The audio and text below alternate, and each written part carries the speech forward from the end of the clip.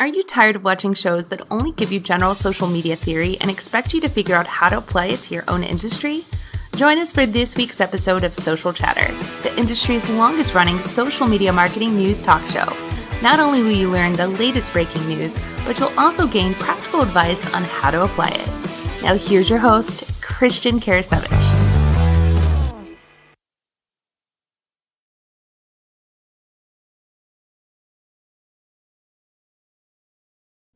Welcome, everyone, to Social Chatter, your weekly social media marketing news talk show. This is episode 279. Sorry to put you on the spot there, Jem, by the way.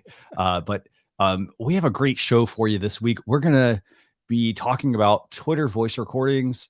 We have a number of TikTok updates, as well as some news from YouTube and LinkedIn.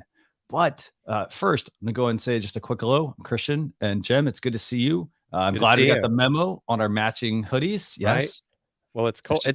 It's cold here, but not as cold as our poor friends in Texas and some other parts of the country, and praying for all of them to really get power back. I know water's been an issue. So for those of you that I don't know that they're able to even watch us, a lot of them, but our prayers are with you. Definitely. Yeah. And, again, I mean, don't be afraid. Here's the thing. I think people need to, like, we always say this in social media, Jem, and I know it's in live video. It's like, how do I get people to come on my show? All that sort of stuff. But it's the same thing. If you're like in need of something, don't be afraid to reach out to people and ask. I mean, a lot of people always feel like, oh, I don't want to bother somebody. And, in a time of need, if you do need something, reach out to people. I'm sure there are plenty of people that are more than willing to help. It's just they're waiting just to be asked. So, with that, we're going to go and bring on our guest this week, and our guest is Marco Novo.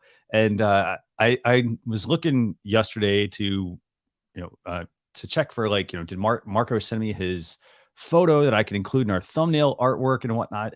And I actually came across an old Blab conversation that I had with Marco actually quite a while. And so it was really good to reconnect with him. I know we've had him on Launcher Live, our podcast, Jim. So it's really good to have him also join us on Social Chatter this week. So Marco, thanks a lot for joining us. By the way, I like the swag in the background too. Yeah, it's a nice duck. Well, first of all, thank you so much for having me. It's a pleasure. It's an honor. And also, it's very good to be with you again. I had both of you also on my show, so it's very good to join again. Thank you very much, Marco. Yeah, thanks for joining us. So, Jem, I know we got a lot of topics we want to talk about. I know we really want to make sure we try to keep the show to a solid 45 minutes here. So, where do you want to start, by the way, this week with all this social media news that's happening? Well, before we start, why don't we have Marco tell us a little bit about his business? Yeah, let's do that, Marco. Okay, I was not prepared. Well, I started in 2015, I think, or 14. My own consultant and training marketing business by myself, and I had this need to share my content to get known, to get authority and trust.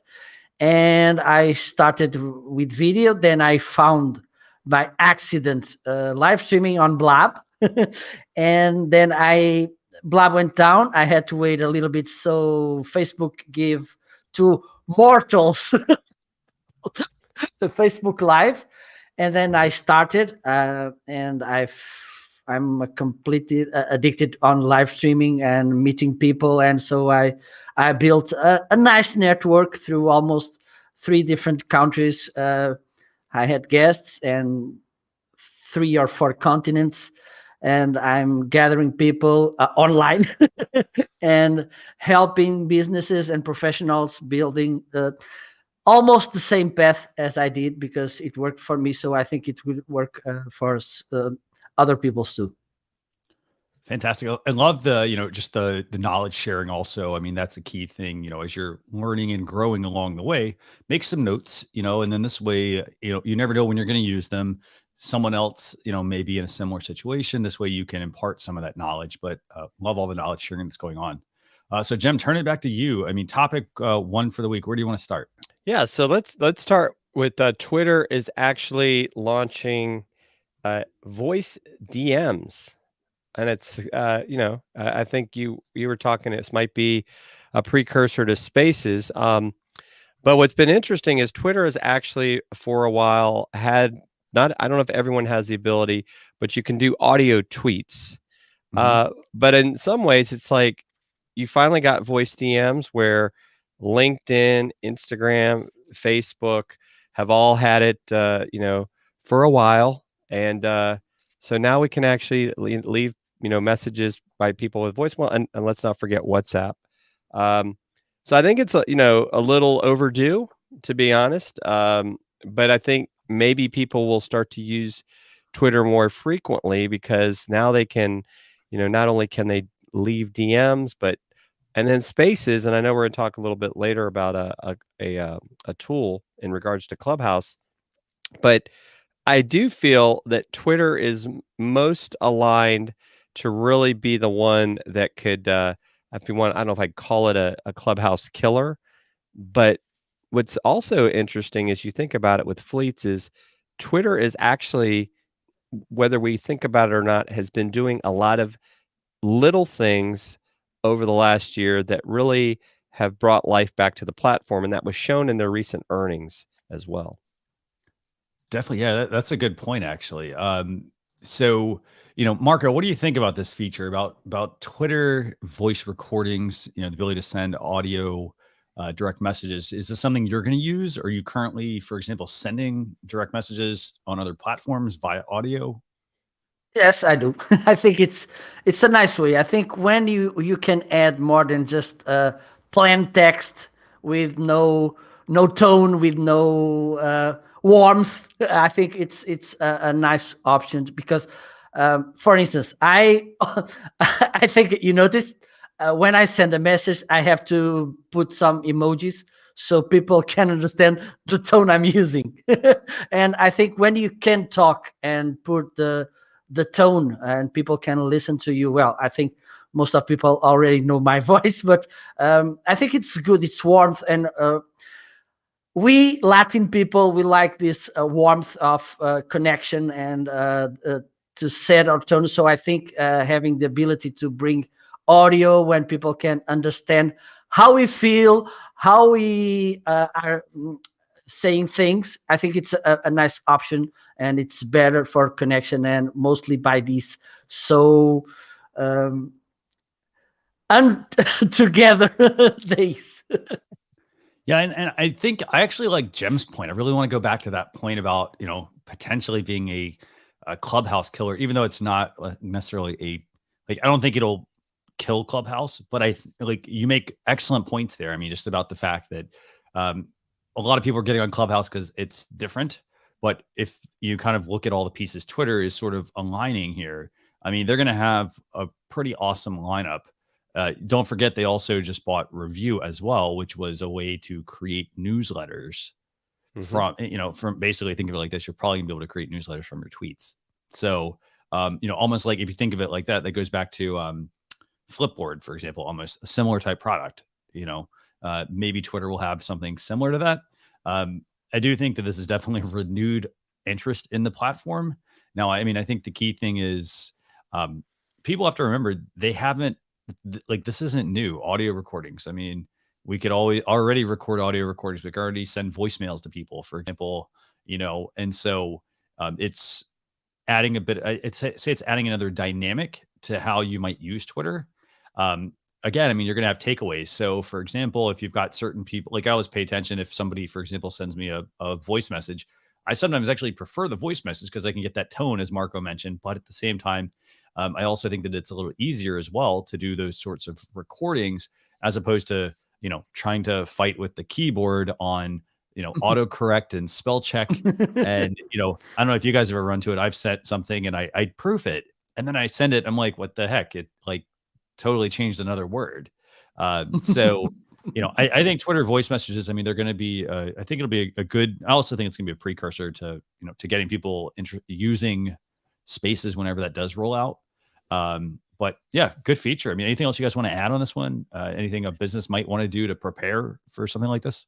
Well, I will say, yeah, I mean, maybe start making this part of your habit instead of, you know, texting a DM, so to speak.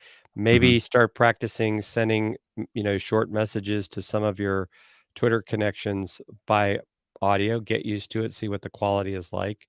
I would imagine at the moment that this is maybe or I shouldn't say iOS, but that is right now with Spaces is just Yeah. iOS in Yeah. the beta. But it's probably mobile only is what I meant to say, is what I would think, Mhm. until it gets further rolled out. But, Spaces, I've been in a couple of Spaces, Yeah. in fact, Madeline Sklar has been running a Twitter Spaces after chat for Twitter Mhm. Smarter, and Mhm. so if you wanna see what Spaces is about today at 5 PM Eastern, I believe she's gonna try to do another Spaces that because Twitter has allowed her access to the beta, and, it's been pretty interesting, to see how that works. It does have some features that Clubhouse doesn't, Yeah. um, So what but are some of they those features real quick? well, you can have, I think it's 5 or 6 emojis that you can use to react to speakers' comments, and, you can actually tweet out the space while it's going on. You can add tweets within the space itself, and so it kinda becomes almost like a billboard at the top, as well. Okay. And you can direct message people to invite them to the space while it's going on. Okay. So it's, yeah, so it's got some nice features and, you don't have to, and you can have up to 10 speakers right now on stage and, Okay. everybody else is a listener. So it's, definitely, interesting. Um, little buggy, but right, that's why they're testing through it. But no different than I know every once in a while you hear that, Clubhouse has some bugs, and I think they usually try to update it weekly, as well. But yeah, I think this is a good move by Twitter. Anything you can do to connect better with people. Yeah. Now, here's a thought. Why not? And maybe this is part of what's going on with the, Periscope. We think is going to go away as we know it Mhm. sometime next month. Um, but why not allow us to do short video clips right within the DM, just like you Mhm. can with LinkedIn? I think that would be another smart move Yeah. by them. I gotta say, I like you're telling me these features of Twitter Spaces, and they make me want to actually go use Twitter Spaces because I'm like, oh, like on Clubhouse, you're talking with somebody, and all of a sudden, it's like there's dead air. It's okay, well, how do I react to this person? All those features that Twitter, like Right, little tiny right. things, as you mentioned. Exactly. That right there, I think that's the biggest thing is when you're in the audience, you're not on stage in Clubhouse. It would be great to be able to like give whatever, thumbs up, applause to let people know you like what they said, but you Mhm. can't. Well, here with Twitter Spaces, you don't have to be a speaker to be able to like give some of the different reactions that they have. Yeah, no, definitely. So yeah, so again, we're talking Twitter voice recordings, but just keep in mind Twitter's got Twitter Spaces also coming out. So I like this. I mean, I really do. I think that I think the other thing people need to realize is, for example, if you're in the United States and you're watching, a lot of people in the States, they don't use WhatsApp, and they've been using the tried and true texting method, or maybe they'll sending some voice messages through some of the other platforms, but primarily like Facebook. But overseas, people have been using voice messages as their primary means to communicate for a long time. You ask somebody to do something, and they're not gonna send you a text message. They're gonna actually send a voice recording. It's much easier to them to do that, and that's been going on for quite a while. So if you work with people overseas, for example, or you're in the States and you want to work with people overseas, you should get used to doing voice recordings and sending those to people because that is actually the norm in a lot of places that people use to communicate. So, I like this. I mean, I really do. I think it's going to be a good year for Twitter. So, okay, Jem, where do we go next? Let's I know this is gonna be shocking. Let's talk about TikTok. What? We're actually going to Specifically, talk TikTok, huh? TikTok is under their Seller University is going to come up with a couple of ways for you to sell on the TikTok shop. And so the first way is going to be you can sell products that you own. So Okay. I don't know if that's like eBay or Etsy, to be honest with you. Yeah. Or is that a shop? Is it a merch shop? Are they tying in? Are they kind Right. of like YouTube? I'm not sure. And then there's also what they call the TikTok affiliate, where you sell through TikTok. And so we were talking before the show This could be something along the lines of, and you can do this right now as an example with an Instagram shop or Facebook Mhm. shop, is you could add products. Let's say you're an Amazon affiliate, you put the product out there, the link goes to your affiliate link, and you're actually able to get Amazon to be your logistical hub as opposed to you having to mail this stuff out yourself. So I think this is interesting. I mean, it makes you at least consider this if you are someone that is already doing, I would say, especially if you're an Instagrammer, right? And you're selling on Instagram, this could become another revenue stream if you're into the short form content. And I think that would be the biggest challenge for some businesses is, can they really develop a short form content strategy? And that's actually a really good point. I mean, just the short form content strategy, because a lot of people, they're I mean, a lot of people, they're partly too busy, but partly also they don't have that strategy. They don't even have a solid social media strategy to begin with. And so, they're looking at it and they're literally just looking at it from the perspective of making money, but not realizing, I think, what goes into it, that you have to have a strategy to create content that people want to see. So very fascinating. What do you think, Marco? Well, very, very good. I think Are I you a think when TikTok? Let's start you there. Are you a TikTok user? yeah, no, I'm not. I'm not. I have this problem, which is short content for me. It's very difficult because usually I I start talking and it's hard to stop me. And I think Yeah. 20 seconds are too less to be for me. But yes, I think if you can monetize somehow the community you're building at, and again, I think it's important to talk about this. Don't sell your soul to devil, because sometimes we fall in temptation. Okay, let's sell everything. Doesn't matter what people recognize me as an influencer, for instance. I can be talking about cakes all the time, but now I want to sell some things to gardening because they pay me a lot. So I think we should have this in mind. Okay, to see on which basis we built our community and then keep them, because people don't like to be betrayed about what they trust you before. But if you can make some money, and also, and I think we should always think about this perspective when we are professionals and when we have to make a living, is okay, does the product I'm offering you, I'm showing you, brings you value? Is this interesting to you? If so, if the answer is yes, why not? So I think it's a good option to have this opportunity, because okay, I like the coat you're wearing. Okay, let me see if I can buy it. I don't see any problem on this. Right. And I like the point you brought up, Marco, about like not betraying in a sense your community, because it's like I was listening to someone on I think they were on Clubhouse actually talking about how, oh well, I have 85,000 people in my Facebook group and we're trying to get people on these other platforms. But where, it's like, well, why not just nurture that 85,000 people as opposed to thinking like, oh, if I go on TikTok, I'm going to get more people. And your audience may not be there, right? It's like it becomes distracting, right? It's almost like it becomes the shiny object syndrome. And I think, maybe it's because we're both Latin, Marco. We have that problem with doing things short form. It takes a lot of effort. Yeah, I know. Maybe we like to talk too much.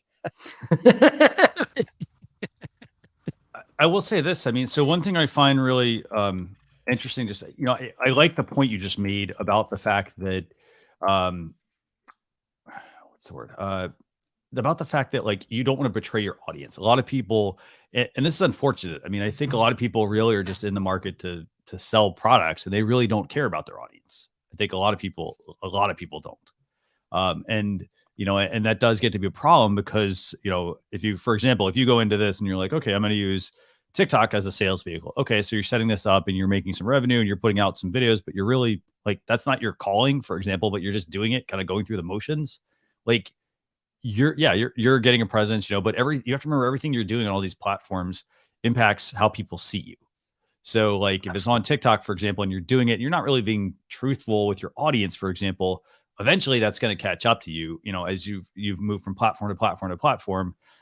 People are going to, they're going to see through that, and they're not going to see that you're a very honest or sincere person, because it does look like, oh, well, they're just trying to, stay ahead of the next big thing, essentially, or to generate some money and then move on to the next thing.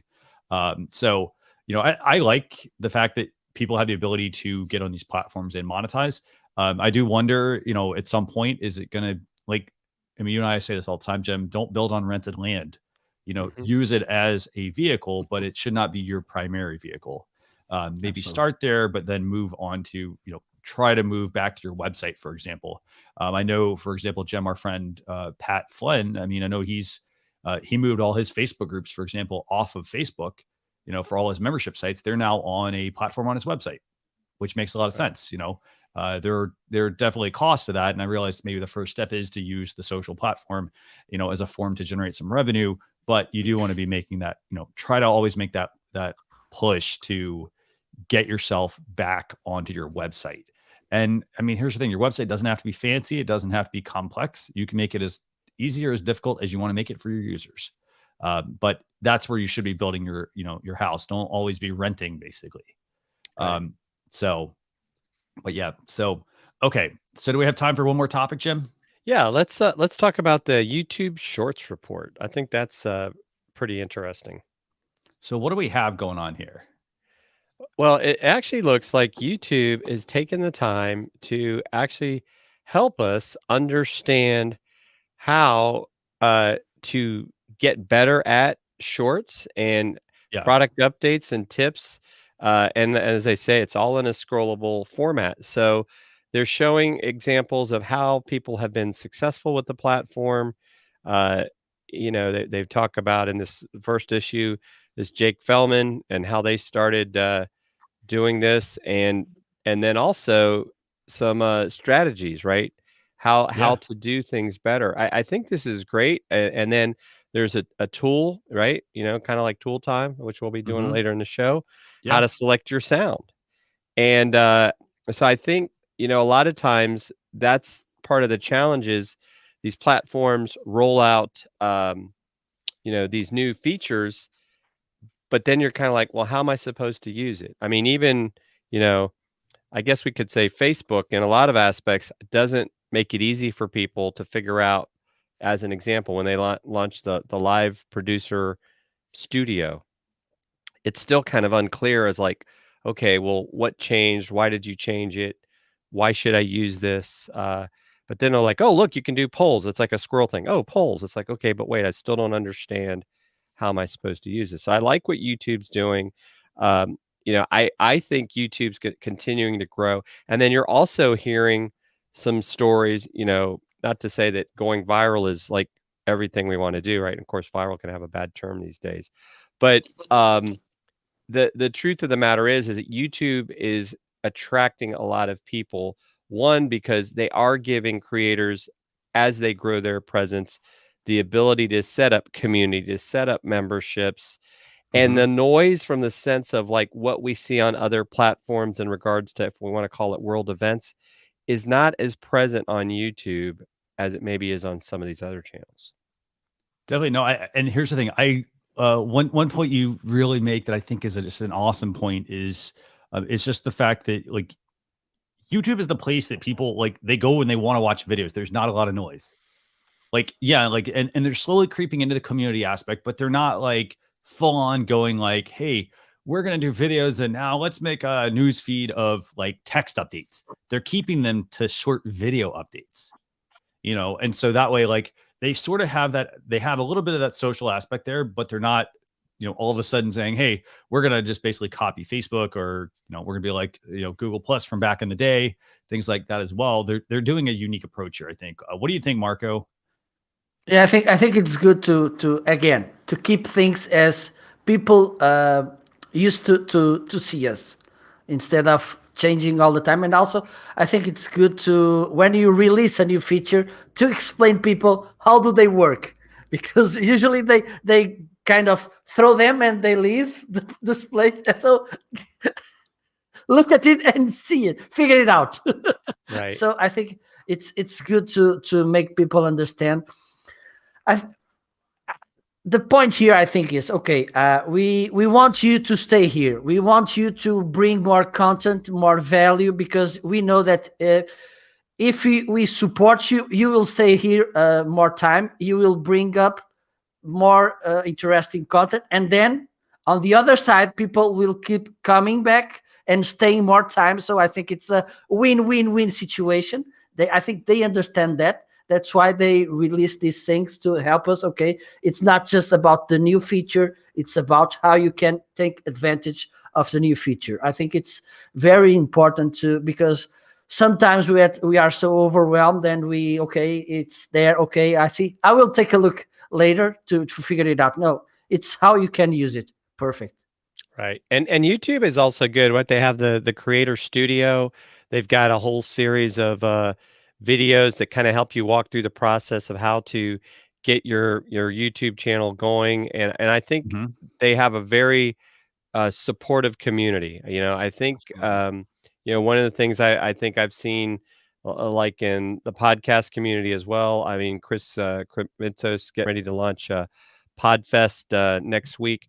Yeah. They're very supportive of each other, as opposed to sometimes you feel like some of these platforms, it's more of a competition as opposed to being helping each other out. And I think that's one thing. Like Marco and I, are part of a community of live streamers, and we're all very supportive of each other. And I think that's what it's really supposed to be about. And I like what YouTube's doing. Yeah, this is going to be a good feature. I mean, I like the direction they're going. I mean, the fact that they're not just rolling out the feature and leaving it up to the user to figure it out. I mean, there are, and Jim, you mentioned this like last week as well when you and I were talking, and it was, you know, and it's something that really stuck with me. It's the fact that you need to go where, your audience goes to where, like, if they're going to watch videos, they're going to YouTube to watch videos. They're not going to Facebook necessarily to watch videos. They're going to Facebook to potentially connect, maybe look at some memes, things like that. And it's not to say like it's not a place for business, but they're going, they have a very clear reason behind why they're going to YouTube versus they go to Facebook, and it's almost overwhelming if you think about it. And I would Well, say, right. And a couple of our previous guests, both on Launch Your Live and also on this show, Mhm. Doc Rock and Diana Gladney, Diana only goes live on YouTube. And the reason Yeah, she does that is because she not only is, she likes the live aspect, but her community or the people watching are able to communicate with each other. So, one of the downsides, you don't always think about it, of multi-streaming is the people watching on your Facebook aren't seeing what the people on YouTube are seeing. right. And then Doc even took it a step further and said, the people that are watching me on Facebook, and sometimes, right, it's friends and family, they don't really get why he's doing what he's doing, but the people Yep. on YouTube are looking for that specific type of content that he's sharing. And I thought, Absolutely. wow, that's a pretty powerful statement, because if, you're talking about tech, there's people on YouTube searching for that, and then they find it, then they follow you. They are the people that are going to come back and watch more. And Yep. even it's easier to find things on YouTube than Facebook, and maybe that's because Google's a search Absolutely. engine. Well, and I will say Absolutely. this. I mean, the other challenge I've run into often on Facebook, and not to knock Facebook here, but I try to load, for example, I was trying to load a video and I couldn't even get the video to load. It was actually the Black Magic video yesterday. And I was about 20 minutes in, and I'm like, what the heck? 20 minutes and it's one slide. And I was like, there's no video. And then all of a sudden it started playing. But like, that it's just it's an experience that I hear about quite often with a lot of people trying to watch video. It should be as simple as just sending someone a link. And the thing is, and that could just be because of how the platform's designed versus, YouTube. YouTube is loading up a video. That's all they're loading up. They're not loading up other stuff on the outside of that necessarily. It's all video. So the same thing for like Facebook, Facebook's loading up video, but they're loading up all different other types of things, an ad piece and all sorts of other stuff. So you got to make it easy for your customers and your users, and you need to really dial in on where they're at. So going back to what we talked about earlier, at the beginning of the show, Twitter audio, Twitter voice recordings, again, I mean, if for example, let's just think back to times when you've talked with people, if they are using voice recordings, for example, and they've been doing that for a while on other platforms and you kind of haven't caught up with it yet, maybe now is your time to get on the bandwagon and start to actually use the voice recordings feature. For example, test out the Twitter one, test out the WhatsApp one, the Messenger option, messages on iOS, for example, all of that fun stuff. So, okay. So we're going to move into Act 2 real quick here. And Act 2 is going to be 2 questions we got from Marco. I know this week, as I mentioned, we talked about Twitter voice recordings to send audio recordings via direct message. But we have a couple questions for Marco. Marco, you ready? I think I am. Okay. Throw it. So I got a couple of questions for you. So like the first thing, and we kind of alluded to this earlier, is do you use voice recordings in your business? And if so, like how? And this could be things like, hey, I use Facebook Messenger. Oh, I send voice messages over WhatsApp. What do you think? Well, as you mentioned, in this side of the ocean, we use more audios because, again, it's a kind of connection. For instance, in Brazil, it's even more used, the audio feature. And so there's a kind of a joke. Don't send me a voice message, not a podcast episode. Because sometimes they get pretty long, but yes, I think it's because sometimes you have to write it down and okay, let's see if he figures out what I meant, and you lose time writing, and the other people loses time reading, because text is like that. It needs more attention than audio, because you can put the phone on the desk, hit the record button, keep doing what you do and talk to the phone, then end recording, send it, and it's okay. And on the other side, it's the same. Hit play, message, listen it, and now I can answer. It's a easiest way also to communicate, and also this situation, like I think it's all it applies to every kind of audio content, which is it doesn't need the same attention span as you need, for instance, to read a blog article or to watch a video. You can be doing whatever you want while you are listening, and this for me is also a very important thing, because we know that we are busy almost every time. So if you can make a kind of content which doesn't require so much attention for producing and for consuming, I think it's a good way to make things. Awesome. So Jem, do you have any experience Jem, do you do any voice send any voice messages at the moment, or how are you working? I don't send that many. If anything, I would say, every once in a while I do, but if I do anything different, I tend to, with LinkedIn, I will sometimes send video messages to people. I do like that feature of LinkedIn because what's funny is when you really look at the time to record a video like message in LinkedIn versus the time to do the voice recording, it's the same amount of time. Absolutely. The only difference is I'm able to, you're able to see my face, see my, voice inflection. I like it as a way to, as an example, maybe wish some of my friends like a, happy birthday or congratulations. I think it's a little bit more personal. Mm-hmm. And then some of the audio apps, like they cut you off. Yeah. And at like 60 seconds, like, oh, I got to continue my message. So I mean, I like the idea. I may start to try to use it a little bit more. Just to see how that works. But sometimes, right, you want to have this stuff in writing because because then they have to go back and listen to, like, wait, what did they say? And so that's why sometimes I think my preference is actually video messaging. Just don't always do it. Yeah. Well, and here's the thing. I mean, with audio, a lot of I do find it funny when you mention that. Yeah, like sometimes the audio cuts you off. I do find that I do have to. So what I will normally do is if I send you a message and I'm like, oh, I got cut off, I don't necessarily know what got cut off. So then I'm like, oh, I'm just going to scrap it and re-record. So you end up recording like, 3 messages or something. I will say this. I mean, at some point we know that voice is going to get to the point where it's going to be transcribed. There are already tools that'll do most of that. So it would make it easier to get that content out there. But I think people still need to take that approach of, if it's like a short message to somebody, use the audio feature. It's, partly it's going to be good on your neck actually, because you're not going to be looking down at your phone the whole time.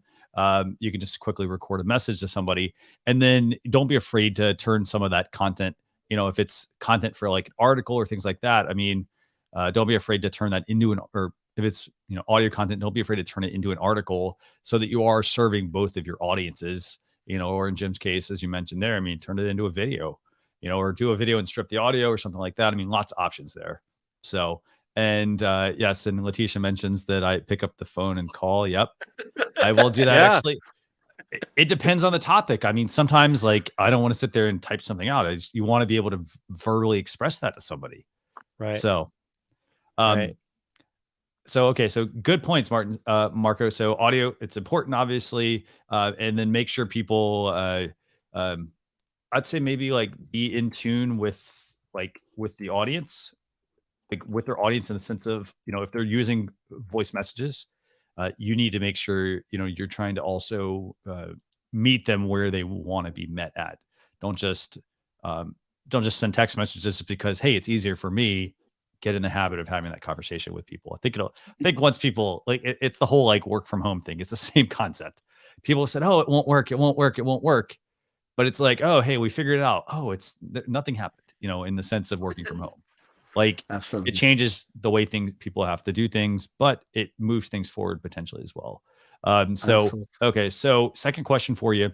Can you share maybe just, 2 examples of ways that businesses can use audio recordings to, how can people use audio recordings in their business? Can you think of some different ways? I was thinking, and one of the things, it's again, customer service. Okay, because does anyone reads the manual? For instance, Probably and not. if it's something, and sometimes, for instance, if you are on services and this kind of things, if the explanation you need to make doesn't require graphic elements, if you can make by sound, maybe you can set a kind of a FAQ audio where you can answer these most common questions by audio. I think this could be a nice way to again, it's a different connection. Also, this could be a way to answer fastly to questions that people makes you through different channels. Sorry. I think it's a nice way because as I said before, and you also, it's a faster way to produce and also to consume. So why not to connect via audio? And again, I think it's very important to anticipate situations. Sometimes we know, okay, if you buy me this, maybe at some point you will need this information, or meanwhile, or preparing the sale. Okay, so okay, you have this problem and your solution could be A or it could be B. In A, you get this, and this, and you have these problems. In B, you have this, and this, and you have this problem. It's.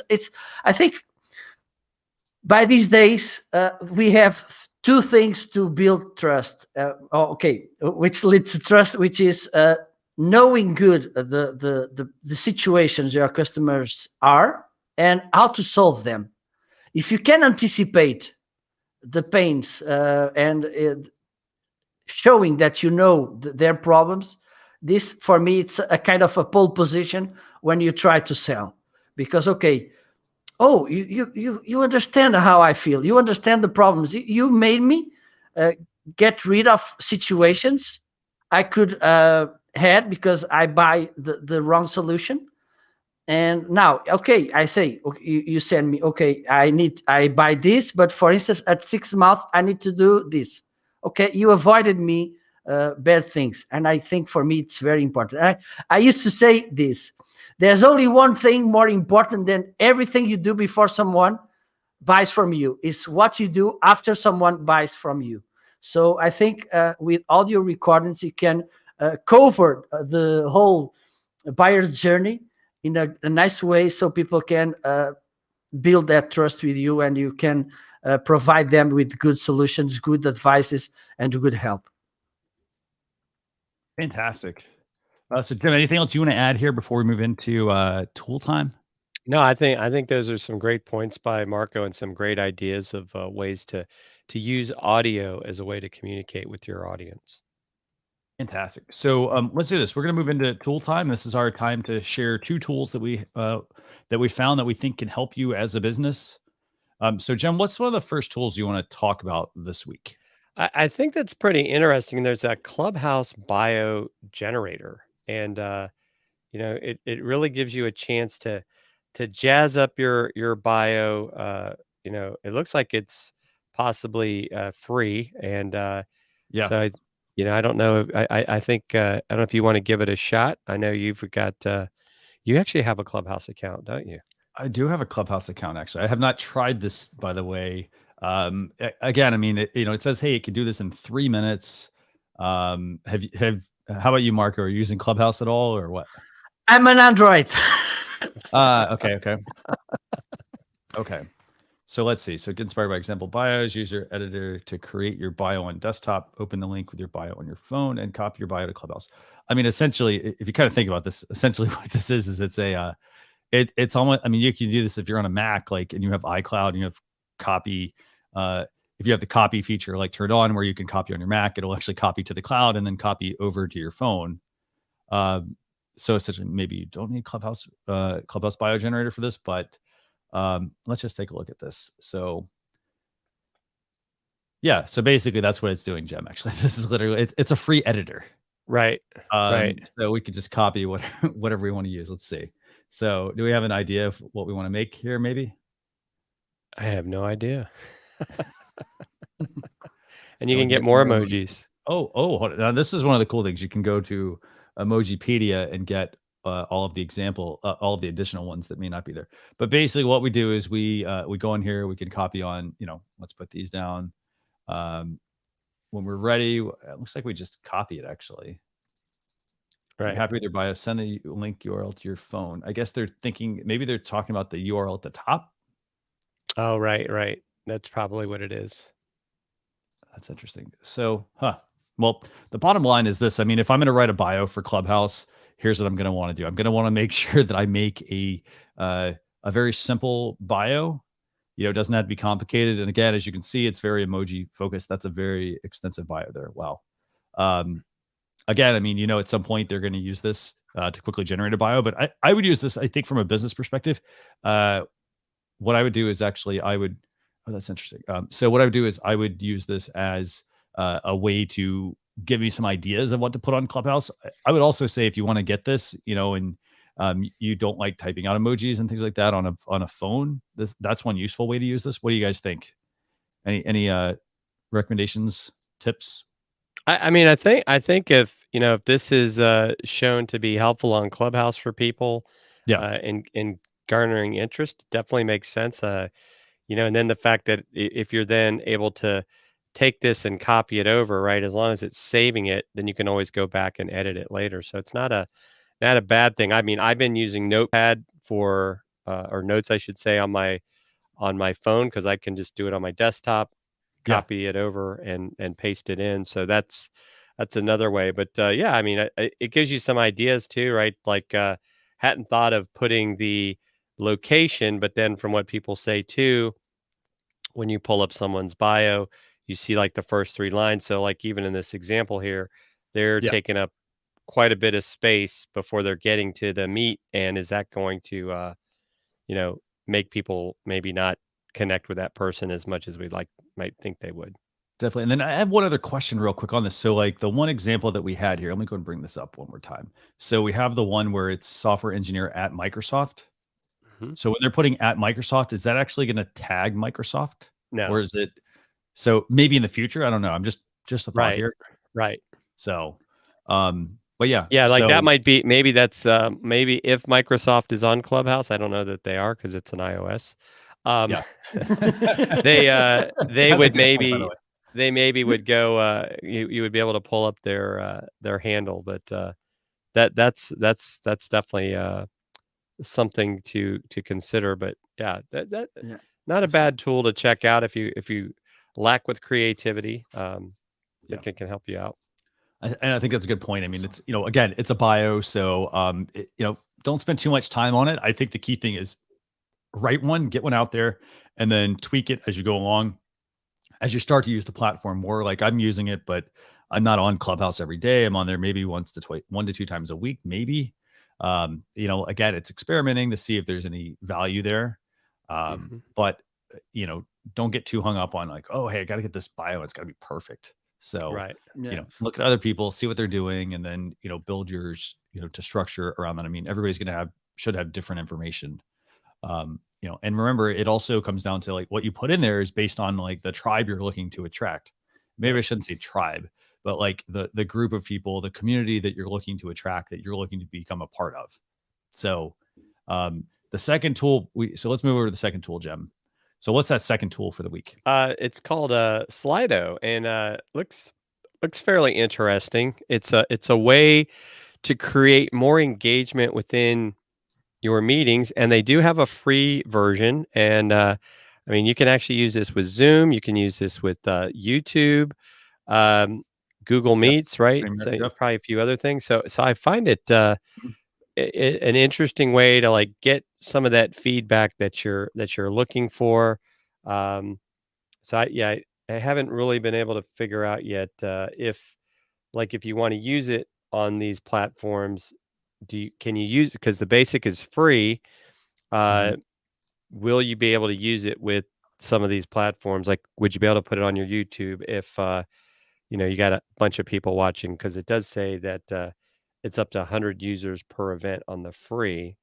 So does that mean like once 100 people have answered the question, there's no more answers allowed? So that's that's an interesting one. Yeah. Ooh, that would actually be really interesting because you'd have people, how there's so many spammers and trolls and whatnot on these platforms that like you might actually get your 100 slots taken up by a bunch of spammers on your channel. Right. So that's interesting. That's very, very, very interesting. Yeah. But your point, I mean, there are two versions of this. Sorry, two versions. There's more than two, as you can see. There's the free version, there's the engaged version, the pro version, and the enterprise. And really what happens is it comes down to like, do you need to manage this channel with multiple people? How many people can participate? Do you want branding? Do you want some team collaboration and much more? So definitely some stuff to keep in mind with this Slido product. I mean, other thing is, I mean, it's like, I think this is a really good idea to incorporate. Now, there are lots of ways to obviously do something like this. What do you think, Marco? Have you used this tool? Do you? No, I'm getting to know, but I next week I will have an online speaking, and I think I will take a look at this before, because maybe it could bring me some ideas. Yes. Right. I know I've used something like this at conferences before, and I will say this: it's a useful thing, but you have to, if you're going to use it and this was at a physical conference, but you do have to also rely on somebody having a mobile device with them and sorry, not necessarily just with them, but actually having a mobile device with good signal and knowing if there's anything they have to install ahead of time. That's definitely some of the I'd say some of the challenges with using a lot of these. So in this case, like you still have to go to the web. So you need to, you need to have clear instructions for your audience. And that's the one thing that I see that could be a little bit of a challenge with something like this, is that it's awesome to make the presentation more engaging, but it's sort of like a surprise that you're throwing on your audience that doesn't necessarily know about it. You know what I mean, Jim? Right. Like, I mean, if I do like the fact that even with the free plan, but not having really used this, that there is unlimited audience Q&A, Mhm. uh, and then 3 polls per event. I mean, that could definitely be something worthwhile, especially like if you're doing the type of presentation that you want to kind of gauge what the audience, maybe not that specific time, but it helps you like maybe with future things like, okay, my audience is really interested in these areas that maybe I hadn't considered. Yeah, and I mean the key thing is, and I don't know, what do you think the right way to present this to an audience would be like? So if I were doing a virtual presentation, like, do I need to have something maybe at the beginning of my presentation, like, hey guys, because the thing is, you want them to be engaged during your presentation, and that's where this does get to be a little challenging, I guess, to keep Um, the presentation moving. What do you think? I don't know, because I think one of the most important things when you start a presentation or talk is you got to catch their attention right away. So if the first thing I say is, "Oh, I need you to get out," they're like, What's this person doing?" So maybe you get going. It's like, okay, now we're gonna have some fun. Hmm. Want y'all to pull out your phones and we're gonna do. I wouldn't start out like talk because it's almost like you're getting too techie on them from the beginning, and they're like, "What's this person doing?" They're gonna have I think questions. I think as you start going along, then you say, "Okay, we're gonna do a poll. Boom, pull this thing out, or let's see what your question is." And so I think it also is going to depend on the type of presentation and what's expected, right? If it's a like a teaching type of a thing, I think this could be a very useful tool. Like as an example, you could go in there and say, like say you're teaching a class about Instagram, Right. you know, which of these features have you used in Instagram? And you could like, put reels and stories Hmm. and whatever, carousels and kind of see, you know, and then none of the above. And you might say like, oh, these people aren't using these features, right? So things like that, I think could be valuable and maybe help guide the discussion, as you go. Because sometimes we if we're talking to people about things that they've never used, it's like they're gonna like fall asleep on you. And Definitely, yeah. Absolutely. And you make a really good point. I mean, it's going to come down to um, partly practice on your own presentation, and also you do need to look at your audience as well. So again, it's going back to the same exact thing we talked about, the main thread of the show this week, which was, Twitter voice recordings and the fact that you want to meet your audience where they're at. So, for example, if they're sending voice messages to you and you've been, putting that off and just doing, a standard text message or ignoring it altogether, it's the same thing here. If I'm going to give a presentation and my audience, for example, is not the tech type audience, in this case, they just need to go to the web, but some of these, they may need to download an app, things like that. Um, you know, you're going to potentially confuse your audience. And so you want to make sure that you know your audience and you create the presentation that caters to them, that's going to work best at, engaging them and getting them to be like in tune with what you're going to be speaking about. Not, this is a nice sort of like shiny object in a way. It's right, great. But if your audience, for example, is not techie and, like let's just say you go to like a legal conference or something like that, right? Like, and I'm just picking that example, but they might not have their phone, they might not have the latest phone, for example. They might not have an app, for example, like they might not have the app, they might not really know how to use that product, because they deal in things a different way. So just keep in mind, because even though it sounds awesome, again, you don't want to Mhm. complicate things. But Yeah, absolutely. And I will have a problem which happened for me, yeah, that some spaces here when you go to give some conferences don't even have a nice internet cover. So yeah, okay, let's try this. Oh, we don't have internet. Oh, Houston, we have a great point, problem. great point. yes. Absolutely. So yeah. So I want to thank Marco for joining us for this week's show. This is episode 279. Sounds like we've got was that Alexa? Maybe I shouldn't say her name. Yes, Joining us. Yeah. Um, but I want to thank Marco for joining us. Just a couple of quick points, everyone. We've got a newsletter, socialchefs.com/daily. If you want to get the newsletter, go there, sign up, let you know what else is going on each week. Marco, what's the best place for people to get in touch with you if they want to, chat more with you, learn more about the market that you serve? Okay, I have here my handle on my social media. You can find me. Yeah, and I have the same everywhere. Well, on YouTube, it's different, but also YouTube is not that much to connect. It's more to watch videos. So look, you can find me on Twitter, LinkedIn, Facebook, Instagram with this handle. So feel free, and thank you so much for having me. It was a pleasure, an honor to be here. I had a great time. Anytime. Jim, how about you? How can people get in touch with you if they have questions? LinkedIn. My name, Jim Fuse, is actually my custom URL. So if you search, you should find me. And then I'm also on Twitter at Fusion Marketing. That's probably the other. Those are probably the two I'm most active on. But now I'm thinking about TikTok just a little bit, but probably won't just happen. a little bit, right? I have TikTok. I just I think I have one video on it, and I think that was your test video, right? Yeah, or was that reels? Yeah. I've done one. I've done a reel as well. Yes. Fantastic. So I want to thank everybody for tuning in for episode 279 of Social Chatter. Again, go to socialchefs.com/SC279. That'll be publishing this weekend. We'll have the blog post recap complete with the questions and the YouTube video and whatnot. And also don't forget, we also have an Alexa flash briefing that goes out. That's about a 7 to 10 minute version of the show, pretty much covering just the highlights. And with that, we will see you all next Thursday. Next Thursday, Jim, we're going to have Melanie Diane Howe. She's going to be joining us at 8:30 a.m. Eastern Standard Time. So a little earlier show than normal. YouTube.com/social chefs, Facebook.com/social chefs. I know she's going to bring a lot of energy, a lot of value. I know you and I've chatted with her quite a few times. So we will see you all next week. But again, hope everybody has a great weekend. Stay safe. If you don't have any power, stay warm. And, again, don't be afraid to reach out to people for help.